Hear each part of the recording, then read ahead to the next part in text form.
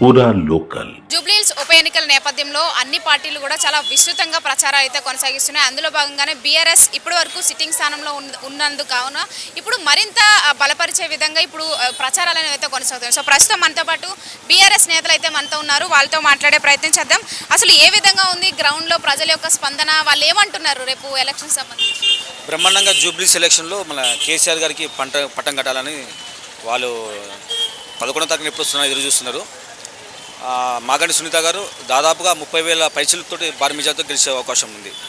ఏ విధంగా అంటే ఇప్పుడు ఈరోజు కాంగ్రెస్ పార్టీ యొక్క ఫెయిల్యూరే దీనికి మాకు ప్రధాన హస్తంగా భావిస్తున్నాం. ఏ విధంగా అంటే మరి 6 గ్యారంటీ విషయంలో ఫెయిల్ అయ్యారు, 420 హామీల్లో ఫెయిల్ అయ్యారు. 6 గ్యారంటీ విషయంలో అమ్మాయిలకు స్కూటీ ఇస్తా అని చెప్పి మభ్యపెట్టి ఓట్లు వేయించుకునే సందర్భంలో ఆ రోజు ఎలక్షన్లు వచ్చినాయి. అదేవిధంగా తులం బంగారం ఇస్తున్నాడు, వితంతులకు 44,000 రూపాయలు బాకీ ఉన్నాడు, మహిళలకు 44,000 రూపాయలు బాకీ ఉన్నాడు, వికలాంగులకు 44,000 రూపాయలు బాకీ ఉన్నాడు, 2 లక్షల రూపాయలు నిరుద్యోగులకు బాకీ ఉన్నాడు. ఆ విధంగా మేము ప్రజలకు వెళ్ళి మేము ఇంటింటికి వెళ్ళి ప్రచారం చేస్తున్నాం. అంటే ఇప్పుడు జూబ్లీహిల్స్ ఈ ఎన్నికలు ఈ నియోజకవర్గానికి సంబంధించి అంటే ప్రభుత్వం చేయలేని పథకాలు ఎఫెక్ట్ అనేది ఇప్పుడు ఎక్కడ పడుతుంది అంటారా? 100% పడుతుంది. రాష్ట్రంలో కాంగ్రెస్ పార్టీ మీద రాష్ట్రం మొత్తం మైనస్ ఉంది. అదేవిధంగా దాని అసలు తీసుకొని మేము జూబ్లీహిల్స్ ఎలక్షన్లో ప్రతి ఇంటికి వెళ్ళి మాట్లాడుతున్నాం. మరి ఇక బీఆర్ఎస్ విషయానికి వస్తే 10 సంవత్సరాల నుంచి చేసుకుంటూ వచ్చింది, కానీ ఇక్కడ అభివృద్ధి అంటే ఎక్కువ కనిపించలేదు. తర్వాత సునీత గారికి ఏమో ఎక్స్పీరియన్స్ లేదు, అనుభవం లేదు. ఏ విధంగా ముందుకెళ్తుంది అంటే మీరు ఏ విధంగా వెళ్ళి ప్రజల్లో ఓటు అడగగలరని చెప్పేసి అంటే? ఇప్పుడు ఎక్స్పీరియన్స్ అంటే మాగంటి గోపీనాథ్ గారు ఇప్పుడున్న డెవలప్మెంట్ మొత్తం మాగంటి గోపి గారు చేశారు. ఆ డెవలప్మెంట్ చూసి వాళ్ళకి వెళ్ళాము మేము. ఇప్పుడు ఈ 2 సంవత్సరాల గవర్నమెంట్లో కాంగ్రెస్ గవర్నమెంట్ చేసినలో ఒక పని కూడా చేయలేదు. వాళ్ళు చాలా బాధపడుతున్నారు. రోడ్ల విషయంలో కానీ దాని విషయంలో కానీ కొంచెం సెక్యూరిటీ విషయంలో కానీ చాలా బాధపడుతున్నారు. ఇప్పుడు ఇక్కడ ఉన్నట్టు కొన్ని కార్యక్రమాలు చేస్తుంటే కూడా యూత్ పిల్లలు చేసే వాళ్ళకు దానికి కొంచెం పోలీసు రక్షణ లేదనే ఉద్దేశంతో ఇక్కడ కూడా ఉన్నారు. బ్రహ్మాండంగా మాకు రైమందర్ డివిజన్ నేను ఒక బూత్ ఇన్ఛార్జ్గా నేను పనిచేస్తున్నా. చాలా బ్రహ్మాండంగా నా స్పందన కనిపిస్తుంది.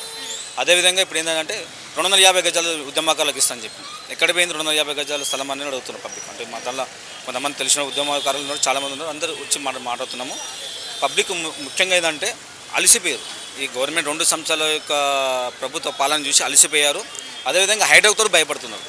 ఇప్పుడు జూబ్లీహిల్స్ నియోజకవర్గం అంటే కోటీశ్వరులు ఉంటారని భ్రమలు ఉన్నారు. కాబట్టి రైమత్ నగర్, బోరాబండ, మోతినగర్ అంతా స్లమ్ ఏరియా, మొత్తం స్లమ్ ఏరియా. సో మ్యాక్సిమం ఇక్కడ మా ఇల్లు కూడా కొడతారు అని పేద ప్రజలు చాలా భయంతో ఉన్నారు. ఈ ఎలక్షన్లో ఈ రేవంత్ రెడ్డిని ఓడగొట్టి కేసీఆర్ గారికి గిఫ్ట్గా సునీతమ్మని ఇవ్వాలని చూస్తారు పబ్లిక్. సో మీరంతా ప్రయత్నం చేసేది ఒక విధంగా చూస్తే కనుక ఇటు జూబ్లీహిల్స్ నియోజకవర్గం మొత్తంలో కూడా మైనారిటీస్ ఓట్ షేర్ అనేది చాలా ఎక్కువగా ఉంది. మరి ఇప్పుడు కాంగ్రెస్లో ఏమో ఎంఐఎం చేరింది, అలాగే మొన్న మంత్రిగా అజారుద్దీన్ గారికి పదవి ఇచ్చారు. మరి ఏ విధంగా మైనారిటీస్ ఓట్స్ అనేవి బీఆర్ఎస్కి వచ్చే అవకాశం? ఇప్పుడు మైనారిటీ ఓటర్స్ ఇప్పుడే గుర్తుకొచ్చింది. వీళ్ళకు 2 సంవత్సరాల పరిపాలనలో కాంగ్రెస్ గవర్నమెంట్ వచ్చింది, మళ్ళీ వాళ్ళకు ఒక మంత్రి పదవి లేదు. ఈ టైంలోనే ఎలక్షన్స్ టైంలోనే అజరుద్దీన్కి ఇవ్వాల్సిన అవసరం ఏముంది? అవసరం లేదు, అంత సీన్ లేదు ఆయనకు. వాళ్ళకు కూడా ముస్లిం మొత్తం బీఆర్ఎస్ గవర్నమెంట్లో ముస్లిం మైనార్టీస్కి తోఫా ఇచ్చినాం, చాలా చేసినాం, అభివృద్ధులు చేసినాం. వాళ్ళకు కావాల్సినటువంటి అభివృద్ధి కార్యక్రమంలో వాళ్ళందరూ పాల్పంచుకున్నాం. కాబట్టి వాళ్ళందరూ మా కుటుంబ సభ్యులుగా మా బీఆర్ఎస్ తోటే కలిసి ఉన్నారు. ఇప్పటికీ అజరుద్దీన్ ఇచ్చిన నాయకులందరూ అందులో ఉన్నా కానీ వాళ్ళ అజరుద్దీన్ ఇప్పుడు నేను రేవంత్ రెడ్డి గారు కొన్నాను, వరల్డ్ కప్ తెచ్చినా అన్నాడు. వరల్డ్ కప్ ఏ సమయం తెచ్చినా నాకు అర్థం లేదు. వరల్డ్ కప్ టీంలో కూడా లేడైనా. ఏ విధంగా ఒక ముఖ్యమంత్రి స్థాయి ఉండి ఆ విధంగా మాట్లాడడం చాలా హాస్యాస్పదంగా ఉంది.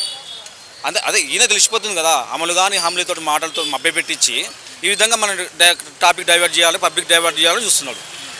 ఆ విధంగా ఉన్నారు. కాబట్టి బ్రహ్మాండంగా మేము ఇప్పుడు గవర్నమెంట్ వీళ్ళే ఉన్నారు. ఇప్పుడు బీఆర్ఎస్కి ఓటేస్తే సన్నబియ్యం రాదు, ఓటర్లకు రేషన్ కార్డు రాదన్నారు.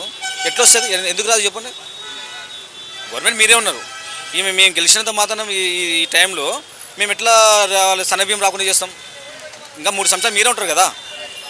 అంటే ఈ విధంగా అంటే మరి ప్రభుత్వంలో ఉన్న పార్టీ మాత్రమే నిధులు కానీ సంక్షేమ పథకాలన్నీ సరిగ్గా అందేలా చేస్తుంది, ఇక్కడ కూడా పార్టీ ఉంటుందని చెప్పేసి చూస్తున్నారు. నేను అదే నా అభివృద్ధి కోసమే చూస్తున్నాం. అభివృద్ధి కానందుకే బోరాబండ ప్రజలు కానీ మన జూబ్లీహిల్స్ ప్రజలు కానీ తిరగబడుతున్నారు. ఇప్పుడు ఎందుకు మొత్తం స్లమ్ ఏరియాలో ఉన్న ఈ పబ్లిక్ మొత్తము చాలామంది పేద కుటుంబాలు ఉంటాయి ఇక్కడ. వీళ్ళందరూ తిరగబడుతున్నారు. ఇప్పుడు 30,000 మెజార్టీతో వస్తుంది, బంపర్ మెజార్టీతో గెలుస్తున్నాం. సో మొత్తం మొత్తానికి చూసుకుంటే కనుక జూబ్లీహిల్స్ యొక్క నియోజకవర్గం మొత్తంలో కూడా బీఆర్ఎస్ అనేది ఈ పెద్ద మెజారిటీతో ముందుకు వస్తుందని చెప్పేసి మీరు అనుకున్నప్పటికీ కూడా ఇటు కాంగ్రెస్ మాత్రం చాలా బలంగా ఇక్కడ పోటీ చేస్తుంది. అలాగే అన్ని విధాలా కూడా ప్రచారాలే చూస్తే కనుక సీఎం రేవంత్ రెడ్డి కూడా వచ్చి ఇక్కడ ప్రచారాలు చేస్తున్నాడు. మరి రేపు కేసీఆర్ గారు కూడా ఇక్కడికి వచ్చి ప్రచారం చేసే అవకాశం ఏమైనా ఉందా? ఆయన వచ్చి ప్రజలతో మాట్లాడే ఛాన్స్? ఇంకా సార్ది షెడ్యూల్ మాకు తెలియదు, 100% వచ్చే అవకాశం ఉందేమో. కానీ మాకైతే షెడ్యూల్ అయితే మాకు కేటీఆర్ షెడ్యూల్స్ ఉన్నాయి. ఈ నియోజకవర్గానికి మాకు కేటీఆర్ చాలు, కేసీఆర్ వచ్చేంత అంత అవసరం లేదు. అడిగింది ఆల్రెడీ మేము గెలుపు ఖాయం, గెలుపులో మేము ఉన్నాం అంతే. జస్ట్ మేము మెజారిటీ కోసమే తిరుగులాడుతున్నాం అంతే. అంటే కేసీఆర్ వస్తే మరింత ఓట్ షేర్ పెరిగే బ్రహ్మాండంగా పెరిగిపోతుంది. బ్రహ్మాండంగా అవసరం లేదు, ఆల్రెడీ పబ్లిక్ ఉంది. కేసీఆర్ వచ్చేంత అవసరం లేదు ఇక్కడ పబ్లిక్కి. ఈ జూబ్లీహిల్స్ నియోజకవర్గంలో మేము గెలుపు ఖాయం.